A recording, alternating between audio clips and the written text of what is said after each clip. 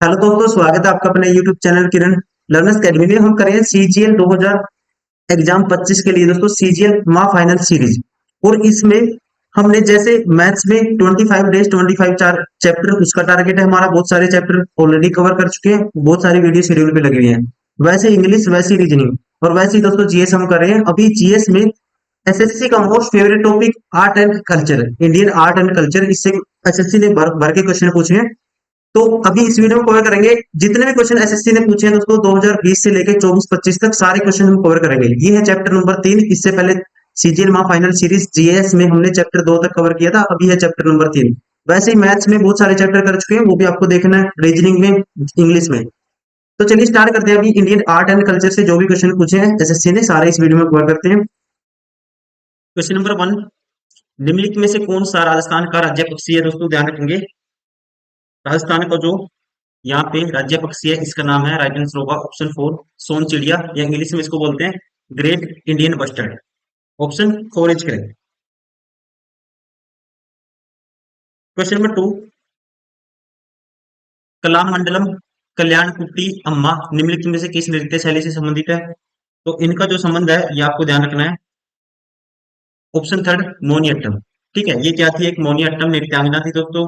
और इनको केरल संगीत नाटक अकादमी पुरस्कार मिला था 1974 में। और इनको जो कालिदास सम्मान दिया गया था, ये दिया गया था 1998 में। तो यहाँ पे जो राइट आंसर होगा इसका ऑप्शन 3। ठीक है, इनका जो संबंध है कलामंडलम कल्याणकुट्टी अम्मा का मोनियट्टम से। Question number 3, Nahid Siddiqui, Nahid Siddiqui best शैली की एक प्रसिद्ध शास्त्रीय नृत्यांगना है। इसका राइट आंसर होगा दोस्तों, ध्यान रखना है, ये है कथक नृत्य की, कथक नृत्य की। राइट आंसर होगा ऑप्शन 4। क्वेश्चन नंबर 4, संगीत नाटक अकादमी के बारे में निम्नलिखित में से कौन सा कथन सत्य है? तो दोस्तों ध्यान रखेंगे, संगीत नाटक अकादमी की जो स्थापना की गई थी, ये की गई थी 1953 में। पहली स्टेटमेंट कहता है, संगीत नाटक अकादमी देश में अभिनय कलाओं के लिए एक शीर्ष निकाय के रूप में कार्य कर रही है। ये अपने आप में ठीक है। अकादमी का मुख्य उद्देश्य सरकार और अभिनय कलाकारों के साथ समन्वय और सहयोग करना है। ये भी दोस्तों स्टेटमेंट अपने आप में करेक्ट है। संगीत नाटक अकादमी भारत सरकार के संस्कृति मंत्रालय के अंतर्गत आती है। ये भी करेक्ट है। तीनों के तीनों अपने आप में स्टेटमेंट करेक्ट है। तो यहाँ पे राइट आंसर होगा ऑप्शन 4। क्वेश्चन नंबर 5, भारत में आधुनिक नृत्य के जनक के रूप में किसे जाना जाता है? तो दोस्तों ध्यान रखेंगे, भारत में आधुनिक नृत्य का जनक कहा जाता है। इसका राइट आंसर होगा option 2 Uday Shankar. Question number 6, Bharat मुनि ने अपने नाट्य शास्त्र में संगीत वाद्य यंत्रों को 4 अलग अलग भागों में वर्गीकृत किया है। भरत मुनि ने इन वाद्य यंत्रों का वर्गीकरण किस आधार पर किया है? तो इनका जो क्लासिफिकेशन दोस्तों, वर्गीकरण हुआ है, ध्यान रखेंगे, राइट आंसर होगा इसका ऑप्शन फर्स्ट, वाद्य यंत्रों की विभिन्न ध्वनियों के आधार पर। Option first is right. Question number 7, आपको मिलान करना है सही, ठीक है, सही मिलान करना है दोस्तों। अब पहला है, देखो, इनमें से संतूर वादक कौन सा है आपको ये देखना है। ये थे पंडित शिव कुमार शर्मा, क्या है, संतूर वादक थे। ठीक है, इनका रिलेशन किससे है? संतूर वादक है।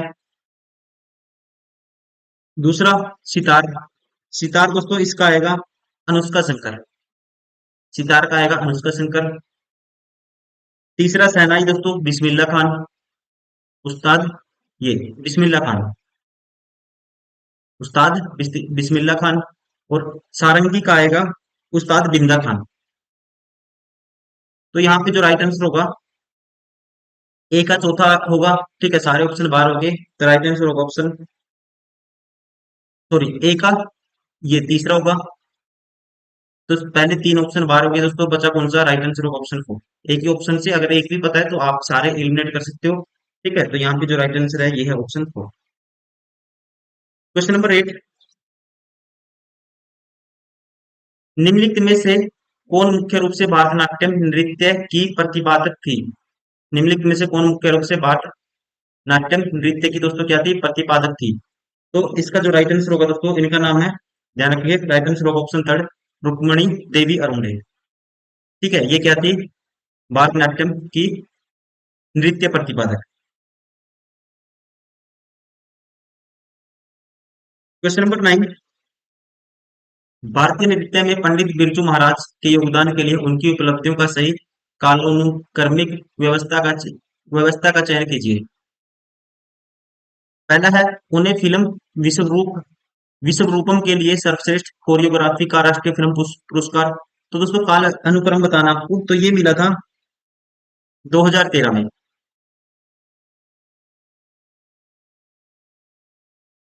सेकंड है, भारतीय नृत्य के प्रति समर्पण के लिए उन्हें पद्म विभूषण सम्मानित किया गया था दोस्तों। ये मिला था, इनको ध्यान रखेंगे, पद्म विभूषण इनको मिला था 1986 में। तीसरा है, उन्हें फिल्म बाजीराव मस्तानी के लिए सर्वश्रेष्ठ कोरियोग्राफी का फिल्म फेयर पुरस्कार मिला। तो ये मिला था दोस्तों 2016 में। ठीक है, तो कालानुक्रम सबसे पहले क्या आएगा, ये आएगा, फिर दोस्तों ये आएगा, पहले बी आएगा, फिर ए आएगा, फिर आएगा सी। तो यहाँ पे जो राइट आंसर होगा ये होगा option 4। Question number 10, Bharatiya Natya के निम्नलिखित प्रदर्शनों का मिलान कीजिए जिन्हें विविध घटकों के माध्यम से प्रस्तुत किया गया है। पहला है आंगिक, आंगिक या अंगिका। इसमें आता है दोस्तों हाव भाव और अन्य शारीरिक गतिविधियां। तो इसका आएगा डी। पहले का आएगा डी, ये ऑप्शन इलिमिनेट हो गया, ये हो गया, ये हो गया। अगर एक भी पता है सारे इलिमिनेट कर सकते हो। वाचिका, बोले गए शब्द को बोलते हैं दोस्तों, वाचिका बोले गए शब्द। ठीक है, फिर वाचिका क्या है दोस्तों, बोले गए शब्द। तो इसका मतलब दूसरे का सी आएगा। ठीक है, तो राइट आंसर होगा ऑप्शन थर्ड। ये तो आपको पता लग गया। फिर आहार्य, आहार्य का मतलब वेशभूषा एवं श्रृंगार, वेशभूषा एवं श्रृंगार। और इसका आएगा सात्विक, सात्विक का मतलब मानसिक या मनोवैज्ञानिक अवस्थाओं का चित्रण। इसका आएगा फिर बी। तो राइट आंसर होगा ऑप्शन थर्ड। क्वेश्चन नंबर 11,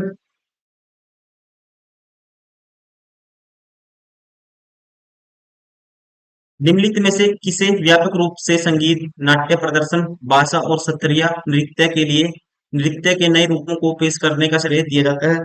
ये श्रेय दिया जाता है, यहाँ पे राइट आंसर होगा ऑप्शन सेकंड, श्रीमंत शंकर देव को। Option second is correct. Question number 12,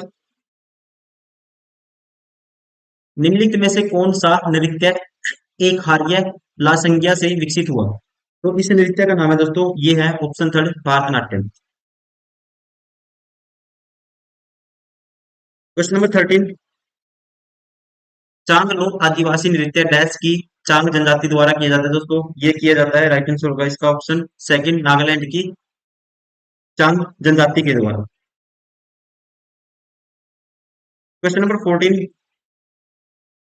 निम्नलिखित कंटेम्परेरी स्टाइल नर्तकों नृत्यांगनाओं में से डांस वेब यूरोप छात्रवृत्ति प्राप्त करने वाले पहले भारतीय नृत्यांगना कौन थे जिन्होंने फिल्म लगान में अपने कार्य के लिए 2002 का अमेरिकन कोरियोग्राफी पुरस्कार जीता था।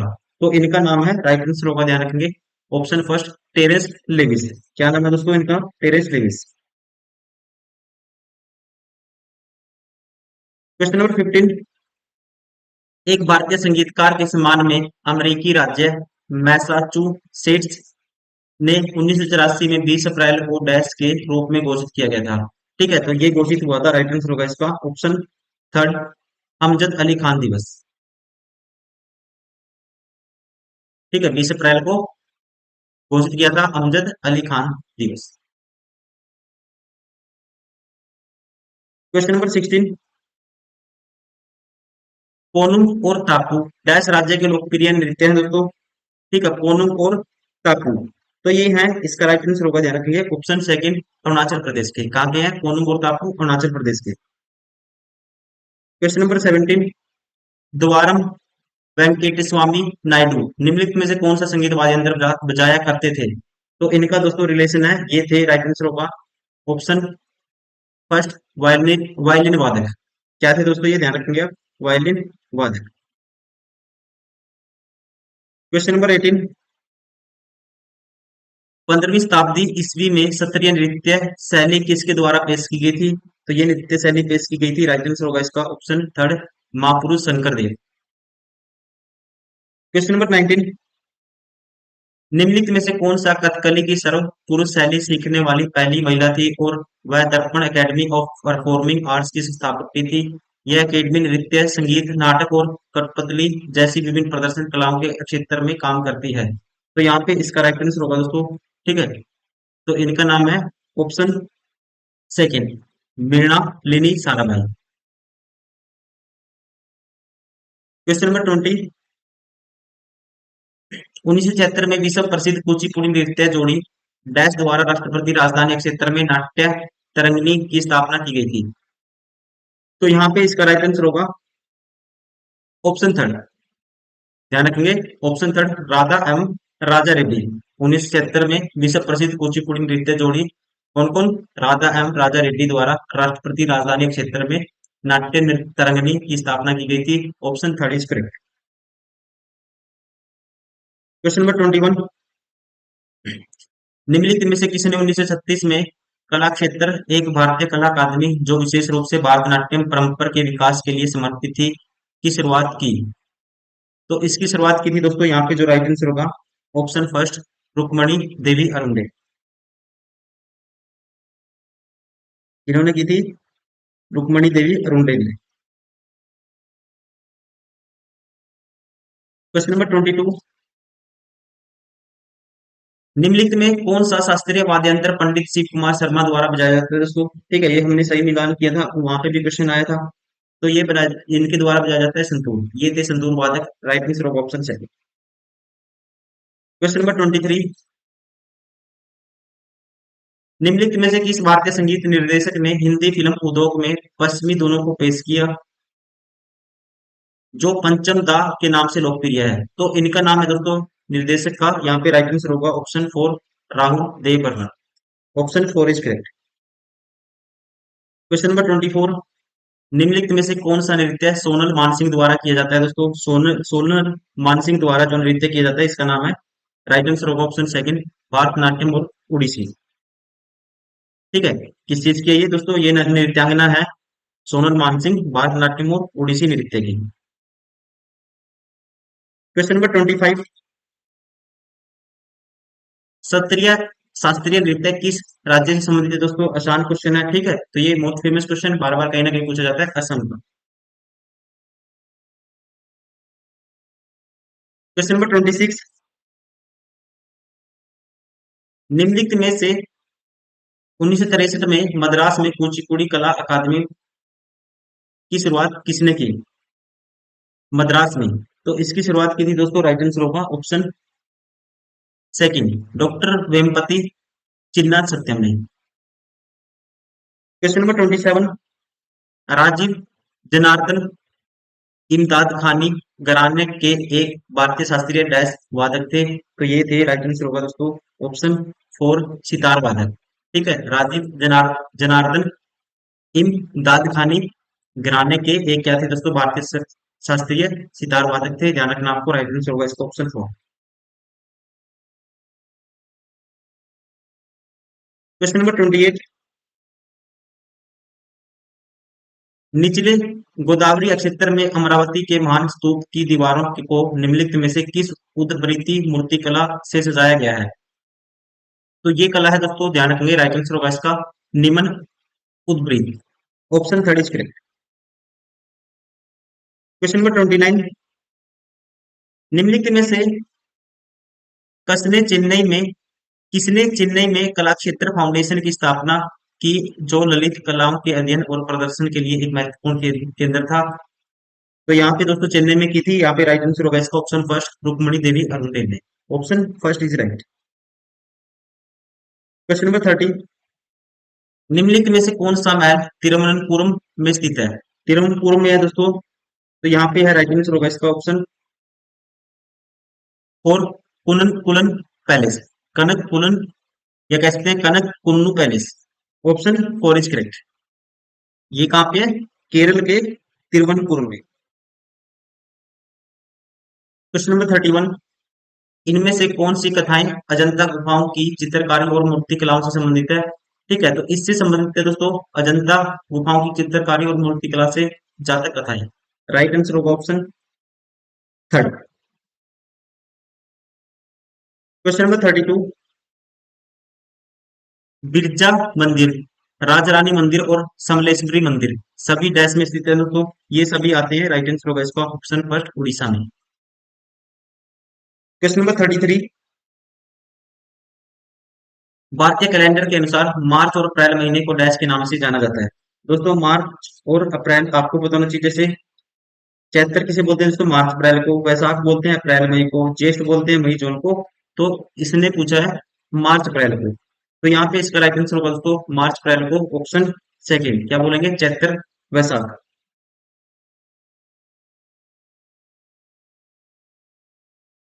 क्योंकि वैसे हम चैत्र मार्च अप्रैल को बोलते हैं, वैसाख बोलते हैं अप्रैल मई को। अब मार्च से अप्रैल तक, ठीक है, तो यहाँ पे आएगा इसका चैत्र भी है और वैसाख दोनों है, जोड़ा दिया हुआ है, तो हम कहेंगे राइट आंसर होगा according to option second. Question number 34,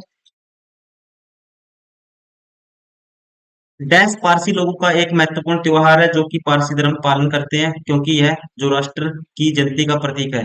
तो ये है दोस्तों, इस फेस्टिवल का नाम है ऑप्शन थर्ड खोरदाद साल। क्वेश्चन नंबर 35, रमजान के महीने के बाद कौन सा त्योहार मनाया जाता है दोस्तों। रमजान के महीने के बाद कौन सा त्योहार मनाया जाता है, तो यहाँ पे ध्यान रखिए राइट आंसर होगा ये मनाया जाता है ऑप्शन फर्स्ट ईद उल फितर।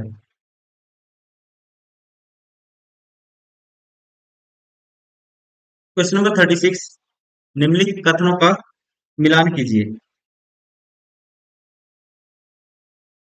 अब चंपाकुलम नौका दौड़ दोस्तों ये की जाती है, यहाँ पे राइट आंसर होगा इसका, ठीक है, मतलब राइट होगा इसका केरल में। ये कहाँ आयोजित की जाती है, केरल में।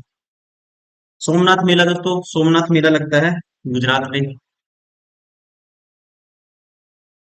सूरज कुंड मेला दोस्तों हरियाणा का फरीदाबाद में लगता है, ठीक है।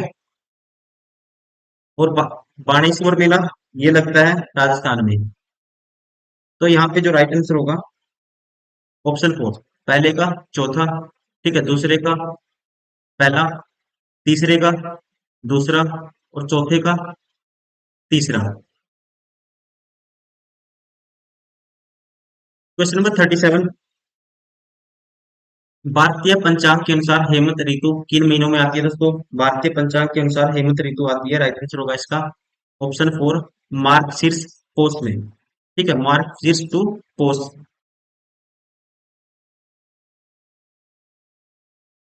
क्वेश्चन नंबर 38, राजस्थान का गणगौर पर्व किस देवी देवता से संबंधित है दोस्तों। ठीक है, तो ये जो गणगौर पर्व है राजस्थान का, ये संबंधित है, राइट आंसर होगा इसका ऑप्शन सेकंड भगवान शिव और देवी पार्वती से। Question number 39,